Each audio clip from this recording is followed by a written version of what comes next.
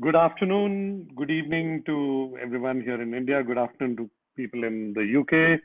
Uh, Thank you for joining us for this webinar on Global Learners Program. Uh, Many of you are interested in looking at opportunities in the UK, and UK has always been a very attractive country for various professionals to go and work. Uh, but the process is also not very easy, can be very confusing and painful for many people. So we thought we'll organize this webinar to help clarify a lot of the questions, thoughts, and make the uh, process a lot more simpler for you. So thank you so much for taking your time and joining us today. It's a pleasure that we have some very esteemed experts from the UK, from our partners in Frontline, who are part of this webinar and who are actually uh, absolutely the right people to answer any thoughts or questions that you have on the webinar. The idea today is we want to take maybe about 25, 30 minutes or 35 minutes or so, and we'll take you through a presentation which covers some of the basics about what Global Learners Program is, what kind of hospitals do you look at, what are your salaries and benefits and cost of living, etc. in UK. So we've got a few slides that we want to cover, but we also will leave enough time at the end for any specific questions that you may have. I would in fact encourage you to ask questions as we go along, as we are in every slide, so that ask anyone in the panel, and we'll attempt to answer that as soon as we spot your chat or see your question on the Q&A. Various ways to ask questions. You can type into the chat box you see at the bottom of your screen, or you can also enter a question on the Q&A, and one of the panelists will pick it up and answer. If you do want to speak up, there's a raise hand button here. So just put that, and whenever we can, we will open up your audio so you can speak up and talk. Right now, we have, for the sake of convenience, muted everyone except the panelists so that there's not too much of noise, and we just focus on just getting a few slides off the way. And then, but once you raise your hand, we'll know that you have a question. We'll certainly want to do everything to attempt to answer that. And, the whole point is today is all about you and your process. So please make sure you leverage this opportunity to ask as many questions as you have, and nothing is a right or wrong answer. A right or wrong question. Hopefully, we'll give all the right answers to you. And if there are any questions which are still left unanswered, we have a contact detail at the end, so you could send us your question in there. It's a process that's only beginning today, and hopefully we will want to take you through all the way into UK and have you get into a very good career there. Yeah. So with that said, I'm going to start with a quick round of introduction to our panelists. My name is Vijay Raghunathan. I am the CEO of this company called PG&E. We are the partners to Frontline in India, and our role here is to help the nurses in India who are looking for opportunities in the UK to be able to walk them through the process and help you through this whole navigation, and really handhold you through this whole journey till you join till you join there. We also have partners of PG&E, Pay Enable being one of them.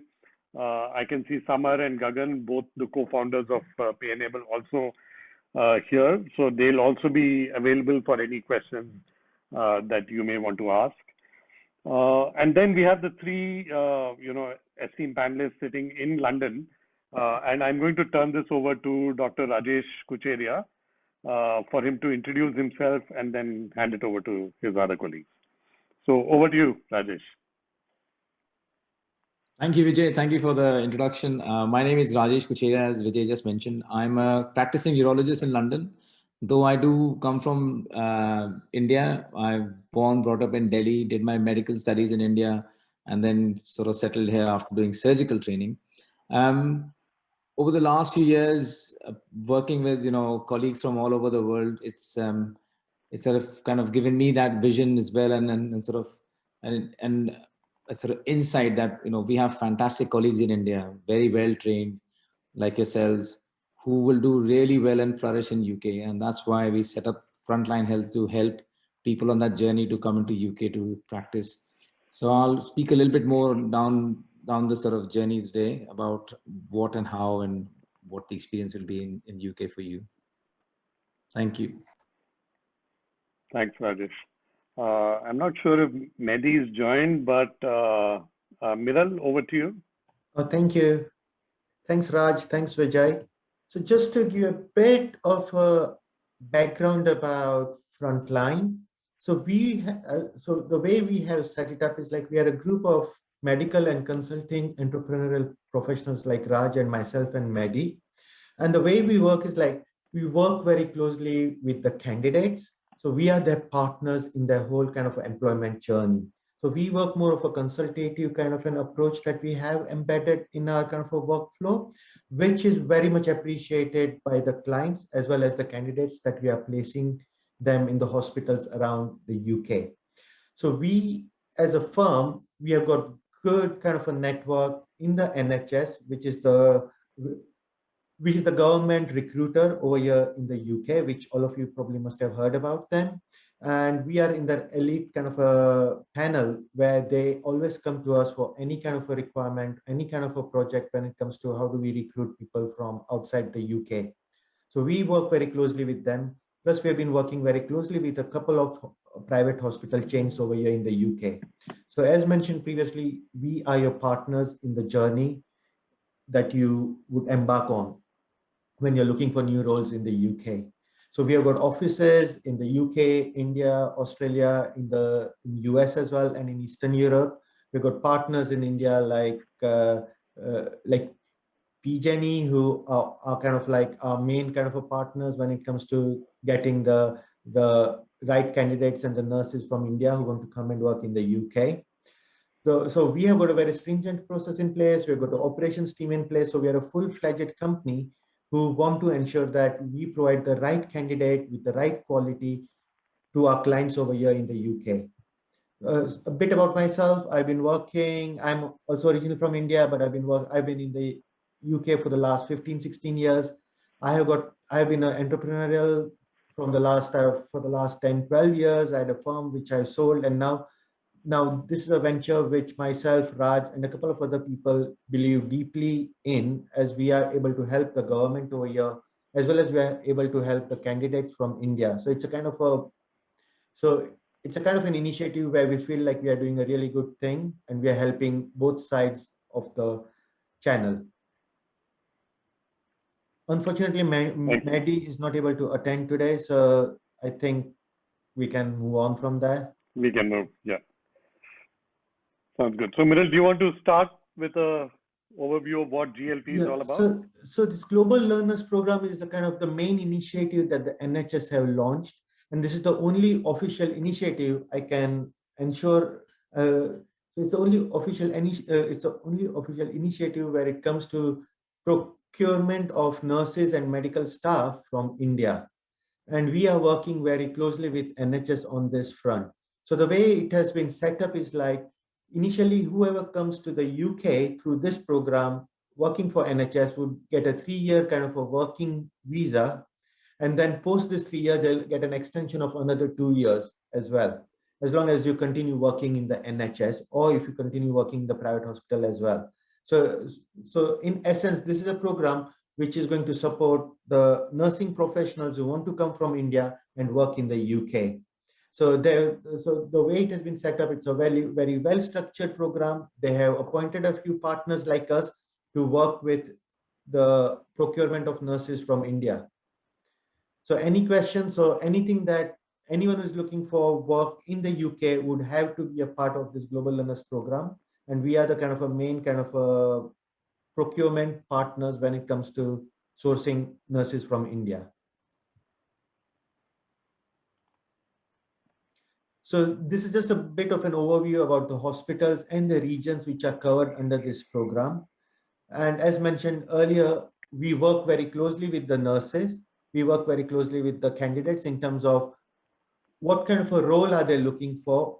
What is their preference for in terms of the region? Where do they want to work? And based on that, as mentioned, we have got a really good relations with NHS and with the whole GLP program. So we'll find the right kind of a job for you, which will meet your requirements, as well as which will give you a lot of kind of like confidence in terms of, yes, this is what I wanted to work with, and this is what we are working with. And in that front, we have got a good network with NHS consultants. We've got a good network with the doctors. So we will be your partners throughout the whole journey. Once you have landed in the UK, once you have started working. So we've got a full package of pastoral care, which will cover a bit down the line.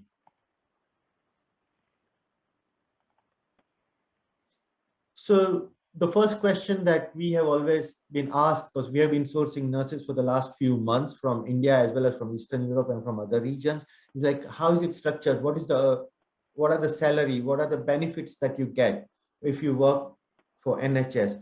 So just to give a bit of an idea, the salary. So once you come to the UK, the for nursing professionals, NHS have got the various bands. So you will start working initially on band 3 in healthcare. Post your oxy that you need to do once you're in the UK, you will go into band 5. And once you're band 5, your salary is about £24,000 annually as a basic salary. Plus on top of it, you get a shift allowance, you get a overtime allowance and all those things. So on average, without, how should I put it? Like on average, you earn about 34,000 to 35,000 pounds a year once you start working in the NHS over here. Plus, if you are able to negotiate with your with the NHS hospital, you can work more than what has been stated, and your income will go up accordingly. And we will help you to get those things in place as required. Plus, on top of it, you get all the benefits that come with working for NHS. For example, you get annual leave, you got maternity leave, you have got free health. So you've got the whole free health available over here. And when it comes to education as well, you've got the whole education program and development program that NHS have for the nursing staff. Alongside it, as mentioned earlier, you would come over here on tier 2 visa, which would be sponsored by the NHS. And what it means is like you can bring your family with you as well.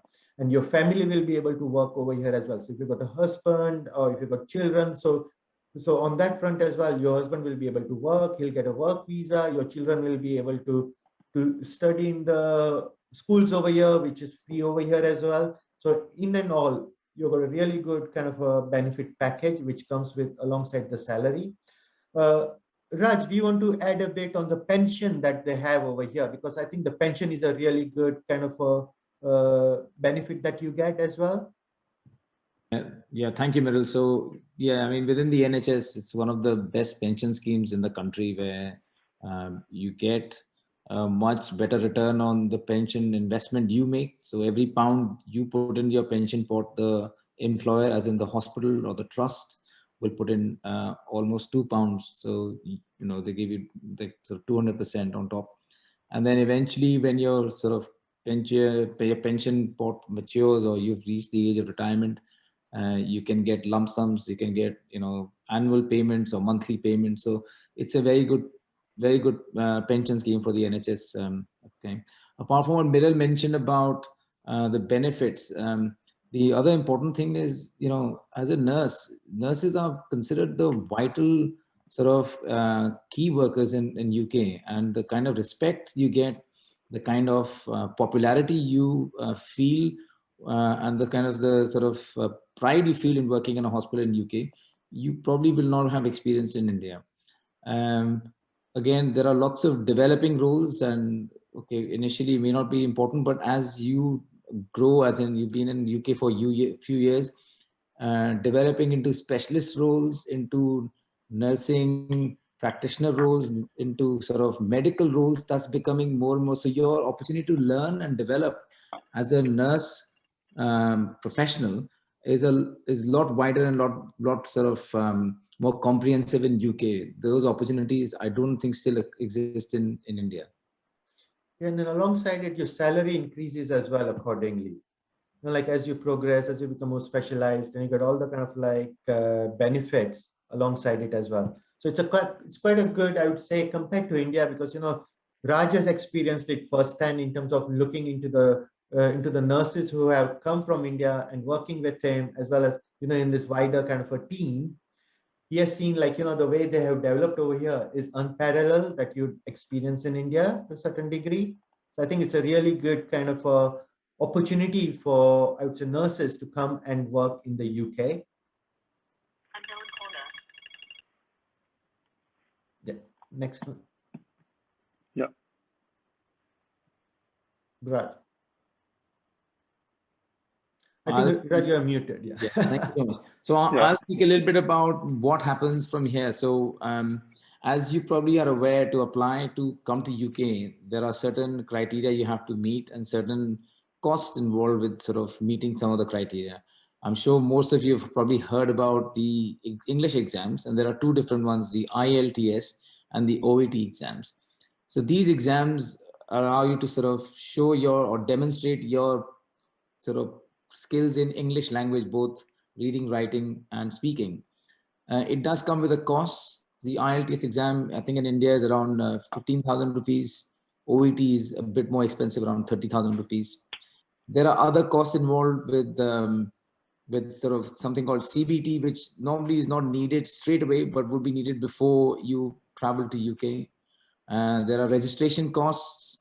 There are costs with visa, which normally, like Meryl mentioned, the employers absorb. There was something called IHS fees, or what is called international health surcharge. Used to be quite high. Then it came down to £470, which might go up to £620 in October. However, with the whole sort of scenario change with the pandemic and coronavirus, the government has realized that how important we as healthcare professionals are to their trusts, to their system, to their society. So they have made a law to exempt all healthcare professionals coming on tier 2 visa from the IHS cost. So that again is a bonus and a bit more money in your pocket. Once you're applying, you also realize that a lot of your costs or your initial costs to come across will be covered by the trusts here, including your flight. Some hospitals also provide accommodation. And it varies between 3 months to a bit longer, depending on the hospital and its possibility. Despite that, out of London, especially because London property prices are quite high, but out of London, most hospitals have nursing accommodation facilities in and around the hospital. So your commute is also taken into consideration. In other words, you don't have to travel long, especially after long shifts, if you can stay in the hospital accommodations. Can we move to the next slide, please? Just a second, just to add to that, the way this is the normal package, but because of the relationship that we have with the GLP program and the NHS, for example, your IELTS and your OET exam, it will be able to cover up to 10,000 rupees once you have passed it. And if you go and you are kind of like, how should I put it? If we secure a role for you through us, so even that will be kind of like reimbursed to you. And also the NMC cost and all those, we can negotiate with the trust, and we can also look into those things. So I think overall, the cost for you to kind of like emigrate to the UK is bare minimum as a kind of a, like upfront cost, even as the flight cost and all those things should be taken care of prior to you flying out, or, like we can even help you in terms of booking the flight tickets and sending you the flight details and all those things. So on that front, I think it's quite a good opportunity when it comes to moving to the UK, especially under this program and through us. Yeah. And before we move to the next slide, just wanted to add to this that, there are many players here in India who may also sort of camouflage some of these costs, etc. Our intention here was to be very, very clear and upfront and transparent on what are these costs. Very important to note here that all of these are to be paid either to the NHS or to GLT or the UK government. Nothing is to be paid to anyone else. It's a very important factor. So this will give you a sense of exactly what are your costs, and many of these, as Raj was saying, get paid for, like the cost of visa, IHS is covered and recovered later, etc. So in reality, it's your IELTS OET cost, your CBT cost is what you incur before you leave for the UK. And then the NMC registration fee, OSCE, etc. Some of that is covered, some of that is sort of to be paid when you are in UK. Yeah. Yeah. So here we show you sort of the slight comparison between your sort of living costs. And I mean, understandably, living costs in UK are higher than perhaps most cities in India, including Delhi. But at the same time, your pay also is going to be much higher. So you still save quite a lot of money, which you can either, invest here or take it back home to India to your family. And again, the costs vary from hospital to hospital because of the structure around them, city to city, because of the cost of property around there. But the nursing salary will remain the same throughout the country. So even if you go to a smaller town, unlike India, you get the same salary because it's a national banding. In some of the bigger cities and some of the bigger hospitals, you might actually get a little bit of a supplement because you're living in a more expensive city, but it's not in every city. Mostly London, Birmingham, Manchester, the bigger cities do that. But even then, it sounds big as you see the costs on this spreadsheet. But when you compare to the kind of money you make, you still save quite a lot of money for investment or for taking back to India. Next slide, please. So Raj, would you say approximately 800, 900,000 pounds per month? Yeah, I mean, easily. And is an approximate salary, is approximate cost, and you probably earn at a minimum 1,500 pounds per month to begin with, right? So more important thing is what Miral mentioned in the beginning is about overtime and extra shifts. The NHS normal contract would be for around 37 to 40 hours, which is not a lot when we Indians are used to working a lot more in a weekly basis. So it gives you an opportunity to do extra shifts and earn extra money. Some shifts will give you even more money, especially they're out of hours, as in evening or night, or on the weekends, or what is called holiday days. So there is lots of opportunity to earn more if that's your main aim, sort of, to do that. So these costs get covered very easily, and most people will save, like Vijay is saying, between 800 to 1,500 pounds, depending on your overall salary.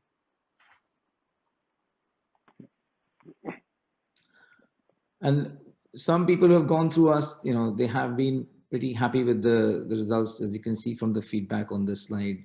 The opportunities are immense. There is quite a lot of nursing jobs coming out already and will be coming out in the next few years. So it certainly would be a right time to move. You will have a good amount of support from us as Frontline for boarding onto your jobs. But also within the hospitals, there is a lot of opportunity for support, for teaching, for development.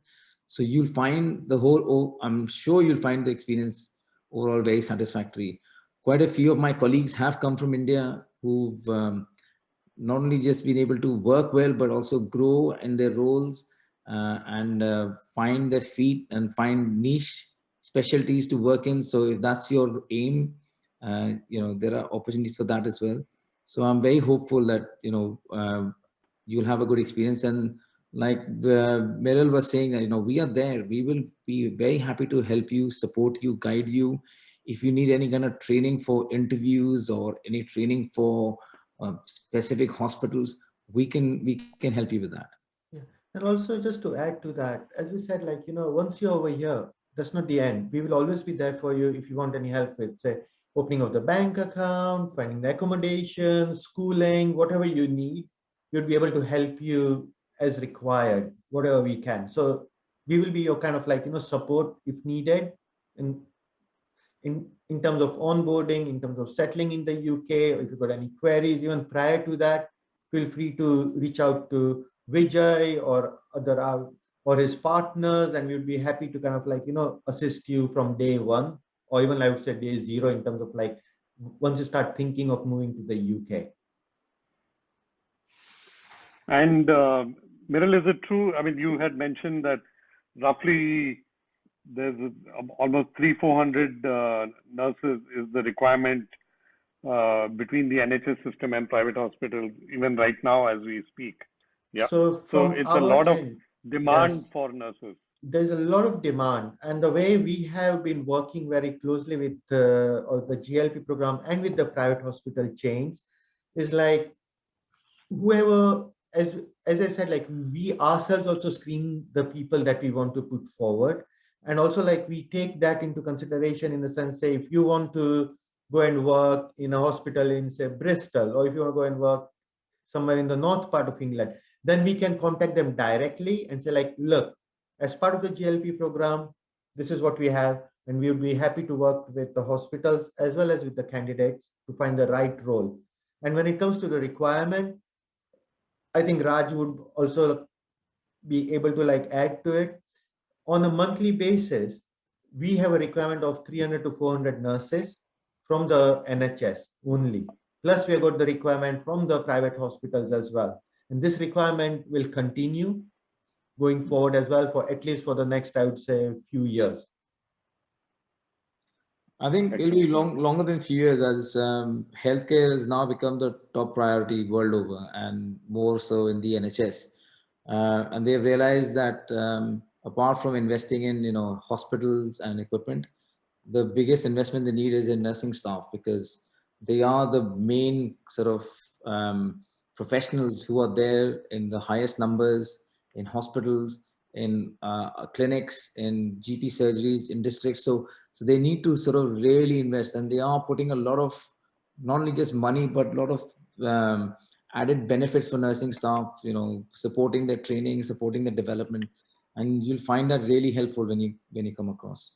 And also, like, there's a lot of discounts available as well if you work in the NHS as a nurse, right from, like grocery shopping, or if you go whatever you want, there's always a lot of like, those fringe benefits around it.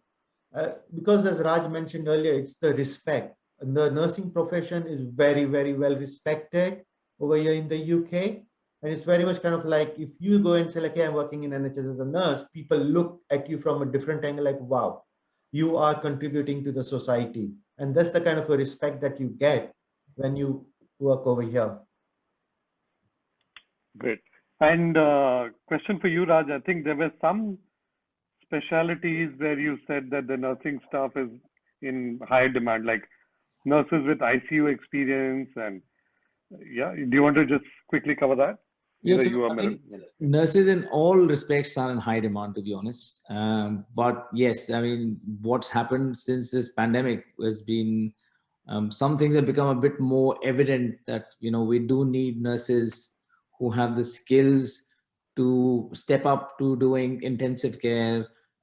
Similarly, there's a lot of shortage of mental health nurses. So if you have any experience in mental health hospitals or mental health work, so there is a big demand for that. So there are lots of smaller pockets which are slowly becoming more and more evident, and there's been a lot of focus being put to that. But even, let's say, you're not fitting any of the criteria right now, but you want to move into that kind of a role, there will be ample opportunities once you start working here to start developing a niche.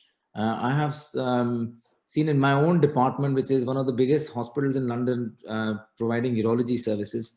We've had at least now 15 nurses who started at the basic level when I became a consultant. And now they're in senior roles called clinical nurse specialists, who provide very niche specialist service within urology, treating prostate cancers, treating kidney stones, treating bladder problems. So they have moved away from just doing ward work, because I can understand, working in shifts in a ward for long term can become quite monotonous, and also you feel kind of stuck in one place. But most people move on and doing different roles, and that is the sort of the key thing. And like Meryl mentioned, nurses get more respect than sometimes doctors do in UK, because people understand that nursing support is the most essential bit of the NHS or the healthcare system. So please, take these things on board. The kind of job satisfaction you get, you probably won't get in other countries. Yeah. Excellent. And then also, as we said, like, the way we help you in terms of getting the right role, ensuring that even once you are working, you're settled in, if there's any kind of like problems, if you want to move jobs, whatever you want to do, we would be able to help you in terms of, like, how should I put it? Like, if you find like, hey, this was not the right location after moving over here, and so like, rather than I want to move over here, we'd be happy to help you on that front as well. So feel free to kind of like, if you have any kind of like questions now or even later in terms of the life in the UK, what are the opportunities, feel free to contact Vijay or any one of us, and you can, like, funnel the questions or information through us. Happy to kind of like, provide that kind of assurance. Great. So I guess, yeah, let's now talk about what do you need to have to be able to apply for this fantastic opportunity. There are three very simple criteria, basically. One is you need to be a BSc nursing. So you need to give us a degree certificate to sort of show that you've completed BSc nursing, and yeah. Then you need a minimum of 6 months of nursing experience. So in any hospital or clinic, and we need a proof of that work experience to be sent along with your CV. The third requirement is your English speaking and writing ability. It's called IELTS and OET. Most of you probably are aware of that. So you need a test to have been taken within the last 2 years of your submission of the application. And the choice is yours. You can do either IELTS or OET. You need to do one of the two. If you are taking IELTS, you need a minimum overall score of 7 and a score of at least 6.5 in the writing section and at least 7 in reading, listening, and speaking sections. Yeah. If you can also combine two IELTS scores if they have been taken within 6 months of each other within the last 2 years. The criteria there is that they do pick the best scores out of the two IELTS attempts, out of your two scorecards, but you need to also have a minimum of 6.5 in every section in both the scores for those results to be covered. Yeah, so that's important if you're combining. Simplest is if within the first, within one IELTS exam, you get an overall score of 7 and a 6.5 in writing and 7 in the others. Similar for OET, in that you need a minimum of B grade in reading, speaking, and listening, and a minimum of C plus in writing. And again, like IELTS, you can combine two OET scores if the two tests have been taken within 6 months of each other in the last 2 years. And again, you need a minimum of C plus in every section in both the tests for them to be clubbed together. And yeah, you need a minimum of B in listening, reading, and speaking, and a C plus in writing across the two tests. So they pick the best of the two, as long as you meet the other criteria in here. So I think the IELTS IELTS or OET is the one test you need to clear, and then the other two, which is BSc and 6 months of working experience, pretty basic requirements to be able to, do your application. So moving forward, so what do you need to do? I mean, if you are interested, here is the process of what you need to do to be able to apply for this role. The first thing is to be able to email your documents. You can send it to, Samar, Bala, if you have come through Cornerstone, then Cornerstone, or to PG&E. You know your contacts, so make sure you email all the documents together. What we need, like it says here, is you need the resume, we need a copy of your passport, we need a degree certificate, we need your IELTS or OET score certificate, and we need your work experience certificate. What you can do is, to fast track the process, you can send us your CV and, the other certificates, even if you've not yet done your IELTS or OET, and we can start the process of enrolling you into the GLP process while you complete your OET and or IELTS. And the moment you get that qualifying score, send us that certificate, and immediately your interviews can be set up and fixed. Yeah, so it just helps you go faster. It will also help us to look through your CV and make sure that we sort of make sure that every other criteria is met while you're focusing on your IELTS and OET, and we can help you with if there are any, for example, making a resume. I think a few people have asked, can you help us with formats and all that? So happy to provide any of that support through this. Once you send your all your completed applications into us, then you get registered. There's an online application, and then you get registered onto that portal, and then you get set up for stage 3, which is an interview with a senior nurse from one of the UK hospitals. Sorry, I need to go back here. Along with the email, feel free to, there are 3 things we would love to hear from you. One is, have you applied for GLP earlier or not? Second is, do you have any locational preferences within UK? If yes, it'll be good for us to know, because Miral and Rajesh will help look for locations of hospitals, trusts, etc., closer to your preferred location, wherever possible. Yeah. And then the third question we would love to know from you is, do you have any preferences between NHS or private? Both are good. I guess private, you earn more as in terms of income, etc. But then if you do not have any preferences, you're okay with both, you could tell us that. If you are very particular about any one of them, you can let us know that. Yeah.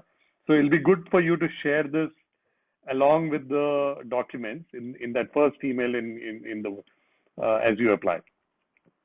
So once you get set up for that interview, we also, of course, help you through the interview process. We can help you with, expected questions. How do you prepare for it? What kind of, stuff you need to do. We can support you through mock interviews, as the thing here says. Help you basically do your best in your interview. And once you, get a positive confirmation from there, is when you need to do your computer-based CBT. And that's something you need to do before you leave India. Yeah, this is when you pay that £83 fee, and you complete that process, because that's needed for your visa and all that to be processed by the NHS team sitting in UK. Just to add to that, Vijay, just to add to that, to all of you, the nurses who have gone through the selection process with us through Vijay and through Frontline, I can say that none of them have been rejected, because the way we prepare them, and that's the kind of a value add that we provide to all our candidates, because we work as a partnership. All of them have been placed in jobs. None of them have yet been rejected. Yeah. So as long as all these key criteria is met, I think you'll have a very, very good chance of, getting through the process. Okay, next step is when, after you finish your CBT is when you're ready to go to UK. So this is where I hand over to Miral to walk us through, this part of the process. So the way we also mentioned that, while we are going through the whole interview process and all that, we'll start preparing for moving to the UK. So right from visa, you'll get the certificate of sponsorship from the NHS and from the government. We'll help you with the coordination of the flights, what you need to do. Plus, when everything is booked, which will help you in booking from our end as well, once you land at the airport over here, we will be even the kind of service that we provide will come to the airport to receive you, and will take you to the accommodation which has been booked for you. And all those things are a kind of like a service that we provide to each and every of our candidates. So you will not be on your own, let me put it that way. Plus your accommodation, that we will work with the hospital so that we find the right kind of an accommodation for you. Because coming from India, there are some cultural kind of issues that we do need to take into consideration when we look for accommodation for you. And we will ensure that all those things are put in place. Plus, once you have on board, once you're landed in UK, you're settled into your accommodation, once you start your work, the hospital, if it's an NHS, they will provide you with the Oxy training. And once the Oxy kind of like training has been completed, you will be doing your Oxy exam, which will again be supported by the NHS. And once you are successful in the Oxy exam, you will become a full registered nurse over here in the UK.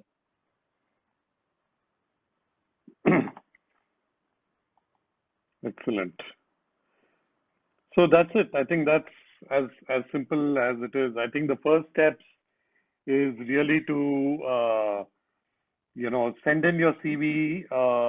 If you're interested in looking at roles in UK, send in your CV and send in your documents, and we can then start walking you through the process one by one from here. So we're going to pause here and open up the floor for any questions.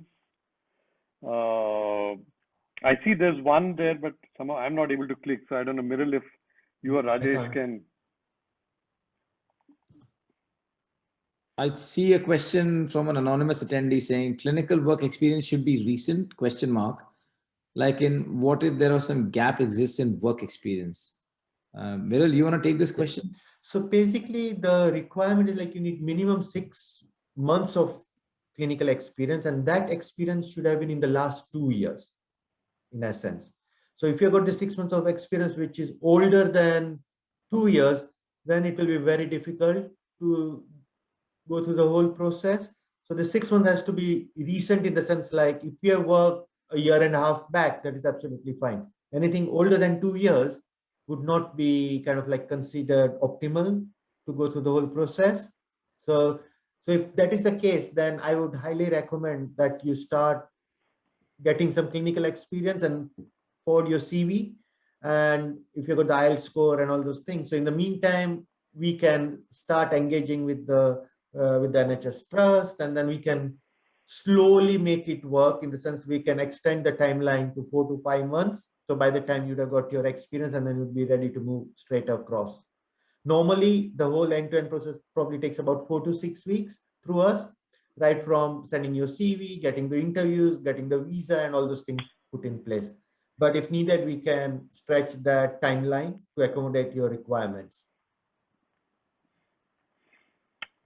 And there's another question from Pratibha Pandey asking, is there any age bar? I guess I presume it's more at the upper end. Any limits on how old you can be before you apply?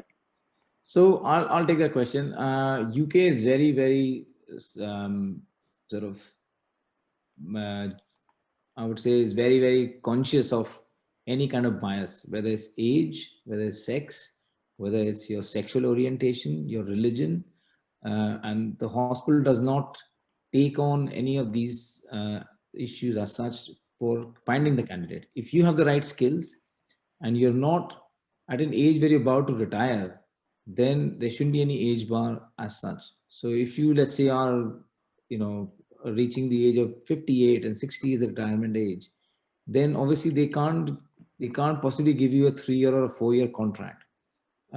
So age as such is not a big issue, as long as you're not peri-retirement. Miral, you want to add anything to that? No, I think that is the case. And then also, like, you also need to understand that if you're in that age bracket, you might be considered. We can like arrange. I mean, if you're in that kind of like 60 or 55 kind of a mark, we can, on an individual cases, we can work with the NHS Trust and we can sort something out if possible. But ideally, that's how it works. Like if you are in that kind of a pension age, or you are like approaching your pension, then to get the visa for 5 years in total, like 3 years of like, initial, and then the 2 years might be difficult. But it can be taken and it can be resolved on an individual basis. So we have got a question, when can the family move along? So the way it works, the moment you get your visa, tier 2 visa, you can apply and your family can move along at the same time with you, as you, if you prefer that. But the recommendation from the hospital and for with the clients that we have worked with is like, ideally they would like to move, if you move on your own, and for the first 2 or 3 months, prepare for the oxy along with the support in the hospitals. Once you have cleared your oxy, then it would be beneficial to get the whole family across because of a number of reasons. First is your salary will increase the moment you do your oxy and you have passed your oxy. Second is like in the first 2 or 3 months, you would be able to kind of like focus and get the oxy out of the way. But that's the recommendation. But you can but you can move your family along with you from day one. If that is what you prefer, hospitals have no problems at all on that front. Viral, there's a question asking, can I work part-time, not in the hospital, but like in clubs or events? It's an anonymous anonymous attendee. I don't know whether they mean, can they do a part-time job beyond the NHS role? Is that allowed? Yes, I mean, so the way it works is like the contract is for those 37 hours or 35 or 37 hours with the NHS. Post that, you can work in care homes, for example, if you want to. If you want to take on any other kind of a side kind of a role, it's absolutely fine. There are no restrictions. But the way it works is like if you were working in the hospital environment, and so you have got more opportunities to get more further work if you want to in the hospital itself. But if you're able to find something outside, absolutely fine as well. But you need to, your main job or your role would be the nursing job, in other words. Yeah.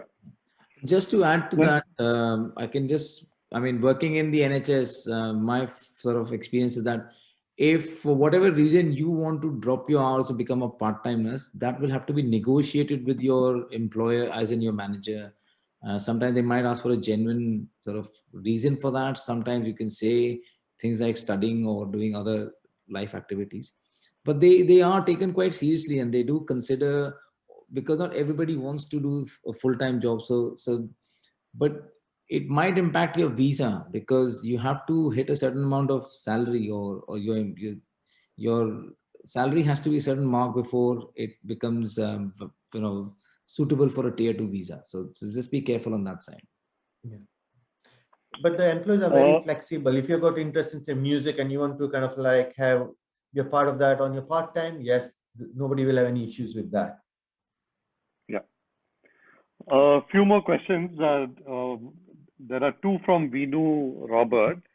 Vinu says, this Vinu here, I guess he's a OET trainer, and enough candidates asked if the recruitment company has a NHS requirement license. So where do we stand on this? Do we have the license to recruit? So Miral, for you to answer that. Yeah. Yes, we have got the contract in place. As we said, like we work very closely with NHS and with the private hospital. So we have got everything in place. We have been placing nurses in the preferred location and the jobs.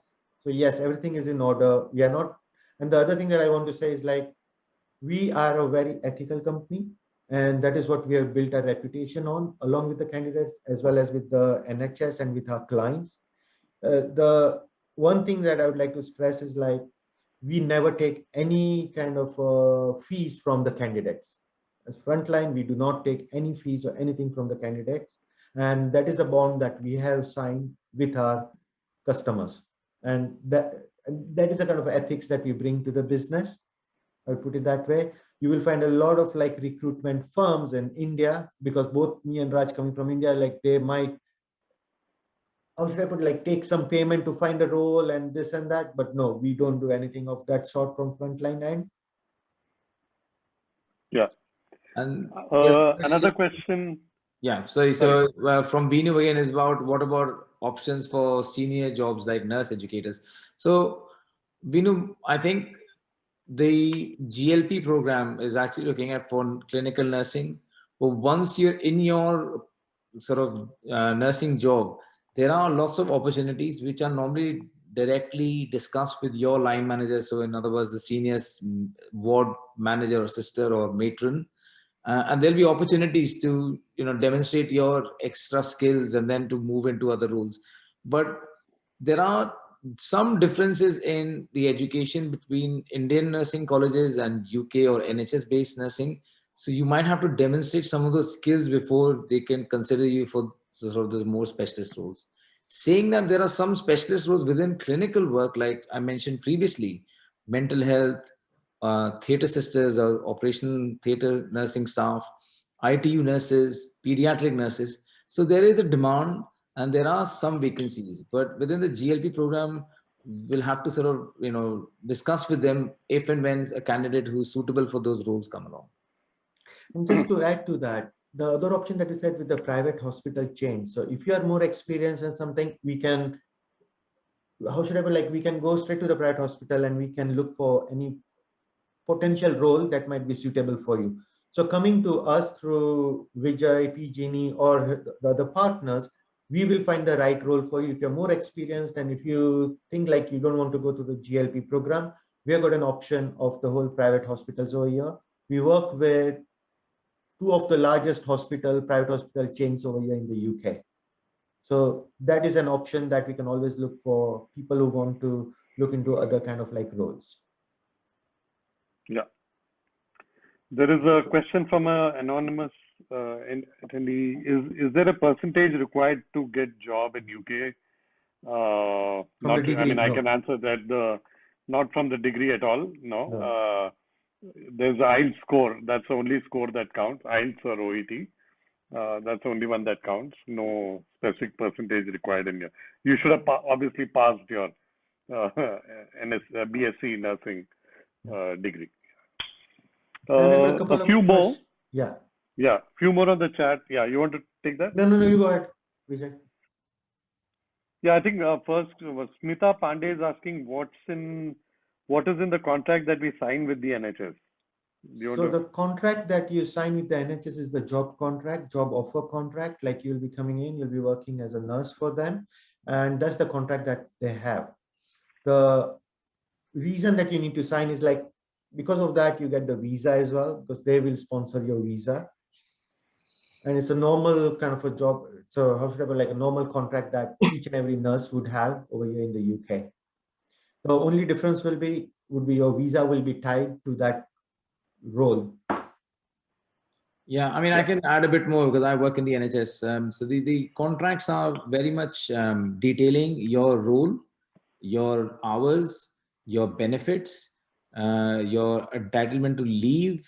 So it's merely an employment contract. And there's, I think, another question relating to contracts about, is there any bond to be signed? I don't think UK believes in bonded labor or bonded slavery. So there's no bond to be signed.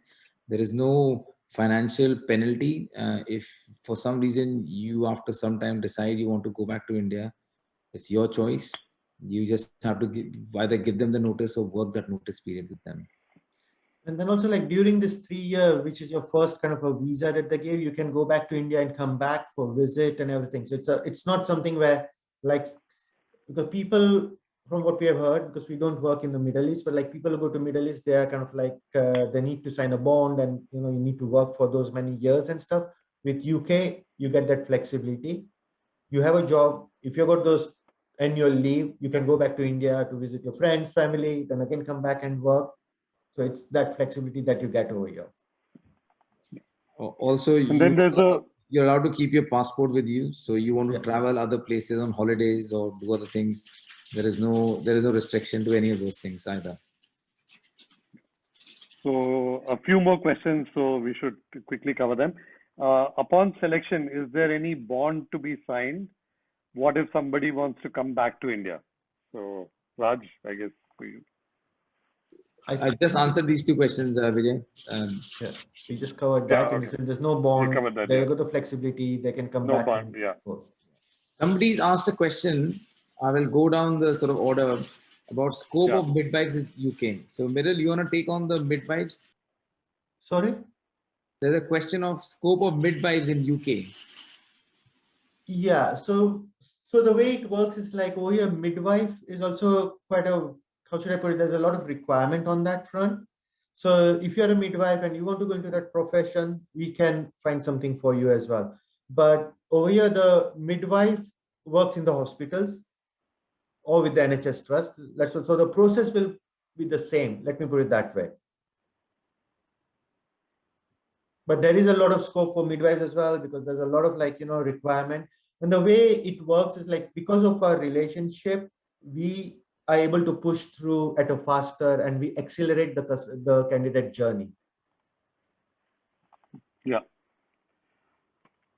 Babichan Abraham is asking, what's the difference between working in NHS and private hospital? So at a high level, the way it works is like, when it comes to the salary in the private hospital will be 5 to 10% higher than the NHS, number one. Secondly, the cost that Vijay mentioned in the presentation about the flights and like the health and the few kind of like cost and all those things which the NHS takes, and some of the cost is being taken over by the candidates. With the private hospital, we get more opportunity to renegotiate, and we can get a better package for the nurses in terms of literally the private. Just to give an example, the NHS will have normally they have a bar of say £550 for the flight ticket, where with the private hospital, we have been able to negotiate up to say £1,000 or £1,200 for the flight ticket. So those are the kind of things that the private hospital bring to the table. Also, like when it comes to the progress, it can go quicker in the private hospital as well as in the NHS in terms of how your capabilities are. The downside, or I would say compared to the NHS, is more on the pension side. The pension scheme in NHS is far, far better than anything. I'm not talking just like the private hospital, but any industry over here in the UK. So that is the biggest, I would say, advantage in my view. But Raj, you would be in a better position to expand more on that. Yeah, thank you. So, I mean, I work in both private and the NHS. The private sector does have sort of a different appeal. It's the work practice is exactly the same. So the kind of requirements, the work you do as a designated nurse, either in the ward or in theaters, is very much similar. But like Miral said, the onboarding side of things, because they realize that you're coming and they need more support. The level of support they can provide is a lot more. The level of sort of benefits to a certain extent are different but better in some ways, because they can provide you accommodation, they can provide you training for things apart from what we provide. They also have their own pension schemes, but they are private pension schemes, so they may not be as good as the NHS one.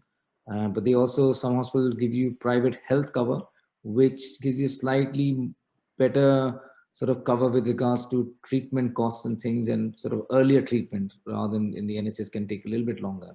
So there are some differences, but they're equally well supported and well kind of planned packages. Smaller hospitals, some advantages that you might be able to move higher or quicker into sort of more specific roles. So opportunities on both sides are equally good. And most hospitals in the private sector also understand that if they don't look after the nurses in their own organization, NHS will give them the option. So you can even move between the two, but they tend to try and keep the nurses with them. And that's one thing which I've noticed is private have a better staff loyalty. In other words, they don't have such a high turnover as NHS does. But I think the difference is like the volume of job opportunities available to start your kind of your first kind of your job. So what I mean by that is like with the private hospitals, we have, as we said, we work with two of the largest private hospital chains, so we can definitely find whatever role that you're looking for. But from a volume scale, if you think of it, NHS is recruiting 500 nurses every month, let's put it that way. Whereas the private hospital would have 70, 80 requirements. So that's the kind of I would say in terms of the number of opportunities coming up are different. But with working through us, it's equally fine, whether if you show a preference for private or NHS, or you are like, okay, let's explore both, we can do that with you on that front as well. the other thing that I would like to say is like with private, there are better opportunities to renegotiate or negotiate the package as well as the support that you need and all those things. Whereas on the NHS side, it's very much standardized. We can renegotiate, but to a certain degree. But on the other side, you've got a wider kind of like opportunities because NHS being the NHS, you've got like how many trusts, like 400 trusts or something like that, or 4,000, something like that. So it's quite a big kind of a wider pool, I would put it that way. But a lot of like nursing staff and medical staff, to Raj point, with his experience as well, you work in both the sectors. So you can take up the job with NHS, but work in private as an overtime and vice versa. You can also be worked out. So it works both ways on that front. So going back, there is a question from Smita Revankar saying, is there a difference in scale and grade if a nurse has done MSc? So as Raj mentioned, and which we also touched upon, for NHS, you'd have to come in at band 5 to begin with. And once you have onboarded, looking into your capability, you can have that discussion with your manager and look for other opportunities internally, and you can progress at a faster pace. That is with the NHS. With the private, based on your education and your experience, we can try to find a higher kind of a nursing kind of a requirement that is needed. So it's a question of like, yeah.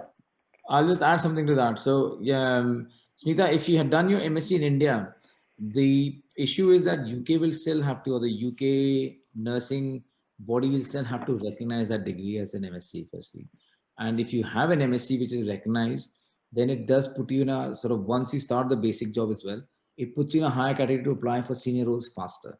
Because if you're going to be, let's say, applying for something which is a specialist nurse, then you certainly do need an MSc. And if you already got that, then you're sort of higher or sort of going to get to that quicker. But initially, because of moving countries, the competencies, the training, the modules of training might be different. So I think it will be on a case-by-case basis with your particular employer who will be able to give you a clearer idea about that.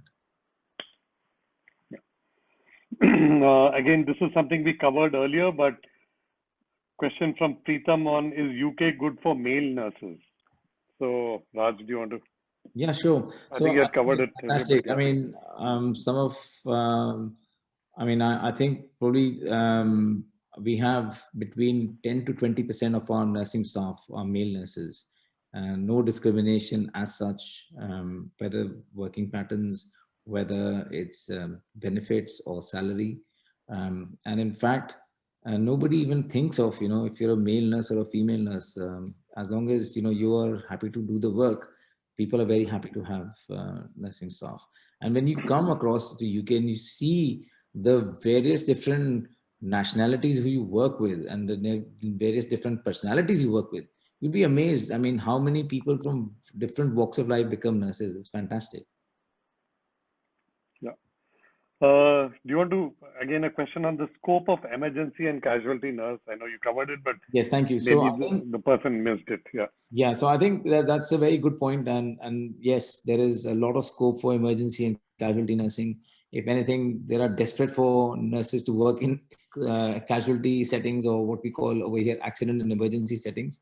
So yes, absolutely. So if you've got experience in that, and again, in the GLP program, once you have got into a trust, you can always then move parallelly into different departments. So you're not stuck in one job for the rest of your life. There is always flexibility in moving between roles, wards, departments, training. So that all is still open to you. Good. Okay, I know we are actually over time already, but one last question. What's the designation hierarchy in the hospitals there? Okay, I can't take that because I kind of see this on a daily basis. Yeah. So we have, our basic nurses are the what we call our ward nurses or staff nurses. Then you become a sort of a band 6 nurse. Some hospitals will give a band 6 nurse also a role with either a team leader or a junior sister. Then it's a band 7 job, which is normally a senior sister role or a sort of a ward manager role. Then it goes into sort of higher, band, but 7s also are clinical nurse specialists and nurse practitioners, emergency nurse practitioners.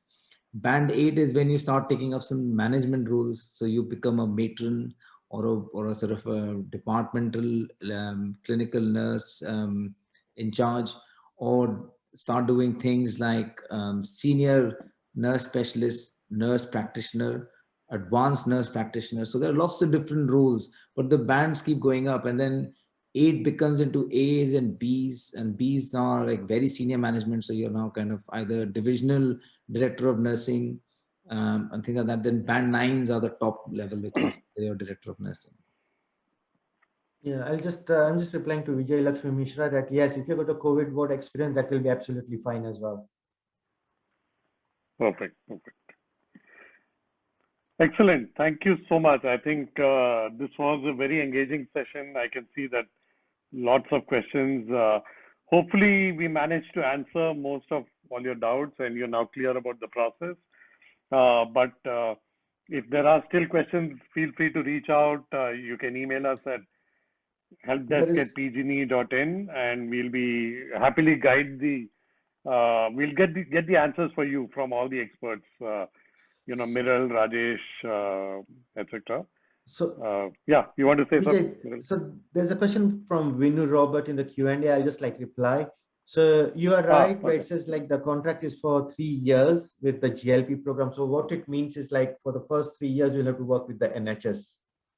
But outside NHS, in your overtime and all those things, you can work with private hospitals, or you can work in whatever sector you have an interest in, or you want to develop that. So in essence, what it says, the visa is sponsored for 3 years. At the end of 3 years, if you're still working or if you still want to continue, you'll get a 2-year visa extension from the NHS. And at the end of 5 years, you become a permanent resident in the UK. So that's how it works. And it's not a bond. So again, it's a 3-year contract, which means at the end of 3 years, you or that employer can both walk away. But like any other contract, if you for some reason, or any candidate for some reason needs to leave earlier than that, there will be a time notice period you have to give, and there may or may not be things which get reimbursed, may not get reimbursed, but it depends on what time you spend with that NHS trust or with the GLP program. Yeah. And then the other question was are we partner? Are we offering anything more? So as we said, we have good relations with the NHS and the GLP program. We fast track, we accelerate the candidates, we work with the candidates. We are more of a consultative partner. We ensure that you find the right work, right kind of a job. Plus, when it comes to the benefits, we can even negotiate on your behalf as and when needed. Plus, alongside it, we have got the whole private hospital side as well. So depending on what your requirements or what your preferences are, we'll be able to work closely with you. And alongside it, if you look into our team, we have got doctors, consultants, Raj is there. We've got couple of other consultants working as part of our team. So you won't get that with other firms. I would put it that way, where you've got a mixture of people who are working and consultants in the NHS and the GPs and all of them. Plus, you've got people in India working on our behalf. So that's the kind of, I would say, the confidence that we bring to the clients, which is the NHS and the private hospitals, as well as to the candidates. Yeah. Excellent.